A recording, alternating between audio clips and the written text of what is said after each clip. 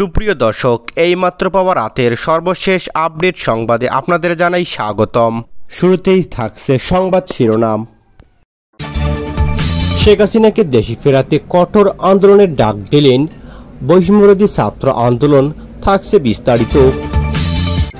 আগামী নির্বাচনে অংশ নিতে পারবে বাংলাদেশ আওয়ামী লীগ। থাকছে বিস্তারিত এবং সবশেষ জানিয়ে দেব গভীর রাতে আওয়ামী লীগ নেতাকে তুলে নিয়ে হত্যা করল বিএনপির দুই নেতা। এতক্ষণ শুনছিলেন সংবাদ শিরোনাম, এবার থাকছে বিস্তারিত। ৬ দফা দাবিতে রাজধানীর তেজগাঁয়ে ৭ রাস্তা এলাকায় সড়কে অবরোধ করেছেন পলিটেকনিকের শিক্ষার্থীরা। এতে করে ৭ রাস্তা হয়ে যান চলাচল বন্ধ হয়ে গিয়েছে। ভোগান্তিতে পড়েছেন অফিসগামী ও সাধারণগামী যাত্রীরা। বেলা ১১টার পর শিক্ষার্থীরা ৭ রাস্তা মোড়ে অবস্থান নিয়েছেন। শিক্ষার্থীদের দাবিগুলোর মধ্যে রয়েছে জুনিয়র ইনস্ট্রাক্টর পদে ক্রাফট ইনস্ট্রাক্টরের ৩০% পদোন্নতি কোটা বাতিল, জুনিয়র ইনস্ট্রাক্টর পদে ক্রাফট ইনস্ট্রাক্টরদের পদোন্নতি রায় বাতিল, ক্রাফট ইনস্ট্রাক্টরদের পদবি পরিবর্তন, ২০২১ সালে নিয়োগপ্রাপ্ত ক্রাফট ইনস্ট্রাক্টরদের নিয়োগ বাতিল ও নিয়োগবিধি সংশোধন। এদিকে আন্দোলনে করা এক শিক্ষার্থী বলেন, এর আগে ৬ দফা দাবিতে আন্দোলনে নামতে হয়েছিল, সেগুলো সরকার মেনে নিলেও এখনও বাস্তবায়ন হয়নি, সেগুলো বাস্তবায়ন করতে হবে। এদিকে বিএসসি ইঞ্জিনিয়াররা অযৌক্তিক ৩ দফা দাবি করেছেন, সেগুলো নিরসন করতে হবে। দাবি আদায় না হওয়া পর্যন্ত সড়ক ছাড়া হবে না। এর আগে গতকাল মঙ্গলবার দুপুরেও ৭ রাস্তা মোড় এলাকায় বিক্ষোভ করে পলিটেকনিক শিক্ষার্থীরা। প্রায় আধা ঘন্টা অবস্থানের পর শিক্ষার্থীরা ক্যাম্পাসে ফিরে যায়। শিক্ষার্থীরা মাসের পর মাস আলোচনার পরও সংস্কার ইস্যুতে এখনও একমত হতে পারেনি রাজনৈতিক দলগুলো। আর মতৈক্য না হওয়ার ঘরের আলোচনা এবার গড়াচ্ছে মাঠের আন্দোলনে। ২৪ জুলাই গণ অভ্যুত্থানে ফ্যাসিস্ট শেখ হাসিনার পতনের পর দেশ পরিচালনার দায়িত্ব নেয় অন্তর্বর্তী সরকার।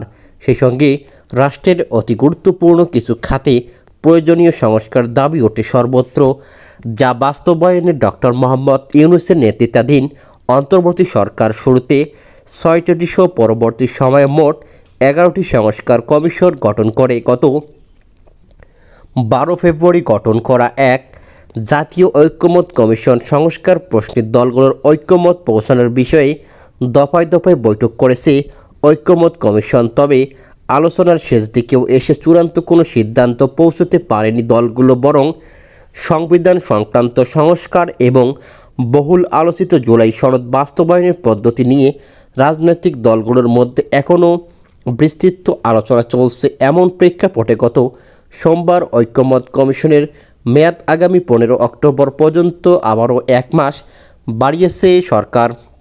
অন্যদিকে জুলাই সনদের আইনি ভিত্তি এবং এর আলোকে আগামী সংসদ নির্বাচনে বিভিন্ন দাবি দায়িত্বে কর্মসূচি দিয়েছেন ৬টি রাজনৈতিক দল। আর এতে শীতাতপ নিয়ন্ত্রিত কয়েক মাস ধরে চলা আলোচনায় ফলশ্রুত না হওয়ায় মাঠে গড়াচ্ছে নির্বাচনী রাজনীতি। দাবি আদায়ের মাঠের আন্দোলনে নামছে রাজনৈতিক দলগুলো। অবশ্য দেশের অন্যতম বৃহত্তর রাজনৈতিক দল বিএনপির নীতি নির্ধারকরা বলেছে, মূলত নির্বাচন পেছনের ষড়যন্ত্র এবং সরকারকে চাপে ফেলতে এ ধরনের স্বৈরবিরোধী কর্মসূচি দেওয়া হচ্ছে। এদিকে সংশ্লিষ্টরা মনে করেছেন, জুলাই গণ অভ্যুত্থানে ঘিরে দেশে যে রাজনৈতিক পরিমণ্ডল গড়ে উঠেছিল তা এখনও পুরোপুরি স্থায়ী ঐক্যমত রূপ নিতে পারেনি, যে কারণে মাঠের আন্দোলন বাড়ছে। তবে এসব কর্মসূচি কিংবা হুঁশিয়ারিকে গুরুত্ব দিচ্ছে না বিএনপি, বরং দলটি আগামী ত্রয়োদশ সংসদ নির্বাচনী রোডম্যাপ অপেক্ষায় আছে। দলটি নীতি নির্ধারকরা মনে করেছেন, সরকারকে চাপে রাখার জন্য নানামুখী তৎপরতা লক্ষ্য করা যাচ্ছে। দলগুলোর কর্মসূচি তারই ইঙ্গিত। এমন পরিস্থিতিতে রাজনৈতিক দলগুলোকে বৃহত্তর স্বার্থে ছোটোখাটো বিষয়ে ছাড় দিয়ে সমঝোতার পৌঁছানোর পরামর্শ দিচ্ছে বিশেষজ্ঞ ও বিশিষ্টজন।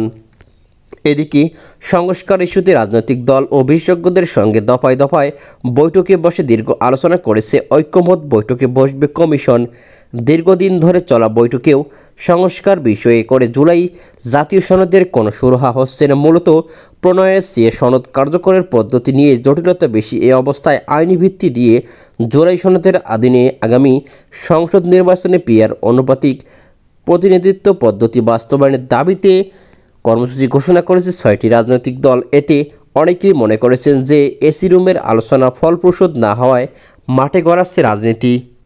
রাজশাহীর বাগমারার এক ব্যক্তির কাছ থেকে চাঁদা আদায় ও মারধরের অভিযোগে জাতীয়তাবাদী তাঁতি দলের নেতা নবাব হোসেন ওরফে বাচ্চুকে গ্রেপ্তার করেছে পুলিশ। গতকাল রাতে নওগাঁর মান্দা উপজেলার কালীনগর এলাকা থেকে অভিযান চালিয়ে তাকে গ্রেপ্তার করা হয়েছে। নবাব হোসেন বাগমারার গোবিন্দপাড়া ইউনিয়নের সাইসকারা গ্রামের বাসিন্দা। তিনি ওই গ্রামের মনসুর রহমানের ছেলে এবং গোবিন্দপাড়া ইউনিয়ন তাঁতি দলের যুগ্ম সাধারণ সম্পাদক ছিলেন। এদিকে তাকে নির্যাতনের শিকার নারায়ণ ভবানীর করা মামলায় গ্রেপ্তার দেখিয়ে আদালতে তোলা হবে। এদিকে উপজেলা তাঁতি দল শুরুতে নবাবকে নেতা হিসেবে অস্বীকার করলেও পরে কেন্দ্রীয় কমিটি তাকে বহিষ্কার করেছে। তাঁতি দলের কেন্দ্রীয় কমিটির আহ্বায়ক আব্দুল কালাম সদস্য সচিব হাজী মুজিবুর রহমান স্বাক্ষরিত এক বিজ্ঞপ্তিতে জানানো হয়, নবাবকে সাময়িক বহিষ্কার করা হয়েছে এবং দেখামাত্র তাকে পুলিশের হাতে তুলে দেওয়ার আহ্বান জানানো হয়েছে। পাশাপাশি তদন্ত কমিটি গঠন করে স্থায়ী বহিষ্কারের উদ্যোগ নেওয়া হয়েছে। গতকাল দুপুরে সাইসারা গ্রামে নারায়ণ ভবানীকে মারধর করা 5,000 টাকা চাঁদা না দেওয়ায় আহত অবস্থায় স্থানীয় লোকজন তাকে উপজেলা স্বাস্থ্য কমপ্লেক্সে ভর্তি করেন। ঘটনার প্রতিবাদে গ্রামে শতাধিক হিন্দু নারী পুরুষ 20 কিলোমিটার দূরে বাগমারা থানায় গিয়ে অবস্থান নেন। তারা ঘটনার সুষ্ঠু তদন্ত, নবাবের গ্রেপ্তার ও নিজেদের নিরাপত্তার দাবি জানান। পুলিশের পক্ষ থেকে মামলা গ্রহণ ও গ্রেপ্তারের আশ্বাস দিলে তারা সরে যান। রাতে নারায়ণ ভবানী বাদী হয়ে মামলা করেন।